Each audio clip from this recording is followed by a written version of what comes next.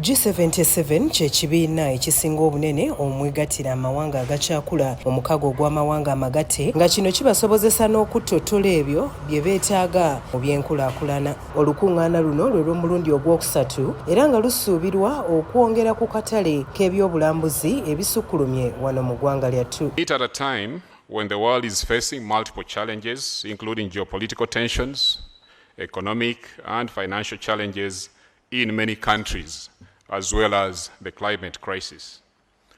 The G77 and China, therefore, has an opportunity and an important role to play in the strengthening of multilateralism for a fairer, more equitable and prosperous world.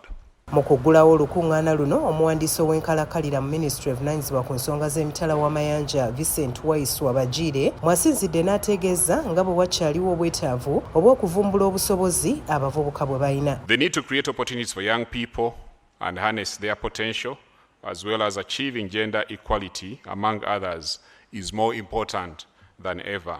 Ono agasseeko nti baakukola buli ekisoboka okulaba nga batuukiriza ebyo bye beeyama mu mukago guno ogwa G77. Remain persistent in insisting that the international community lives up to its commitments while respecting the principle of common but differentiated responsibilities.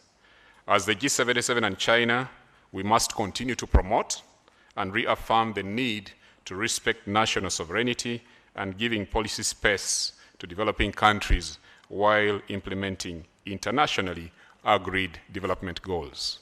We recognize the importance of adopting science, technology, and innovation strategies as integral elements for achieving sustainable development. Ensonga y'embeera y'ebyenkyukakyuka y'obudde nayo agyogeddeko. Aware, the G77 has been at the forefront of calling for the successful implementation of the Paris Agreement on climate change and the 2030 Agenda for Sustainable Development.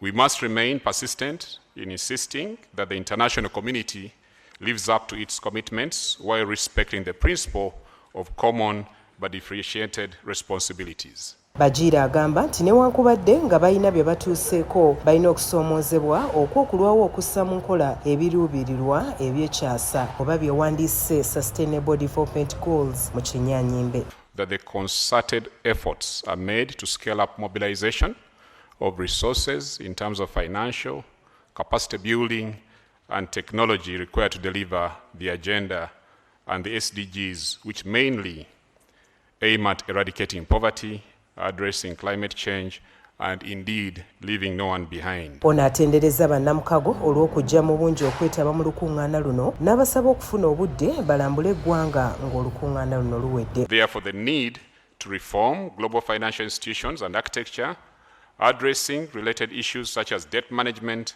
and giving greater voice to developing countries are very critical for our group.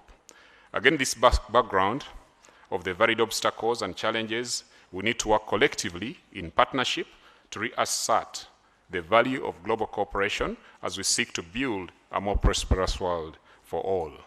I welcome you once again to Uganda and encourage you to find time to explore this country beyond Kampala once the business of the summits is over. Ate ye ssentebe w'olukiiko olw'aba Minisita olwa G77 okuva mu ggwanga erya Cuba Pedro Luis Pedroso akkaatiriza obuwagizi bwabwe mu lukungaana luno. Que se celebraron durante el año 2023, which were held in 2023, both in the New York headquarters as elsewhere. As a group, we have reaffirmed ourselves as a major negotiating group in the United Nations, but we have also reaffirmed our role as a fundamental player in the necessary transformation of the current international economic order. Isa Chigongo ne Jovan Moses kula 44 eggulo.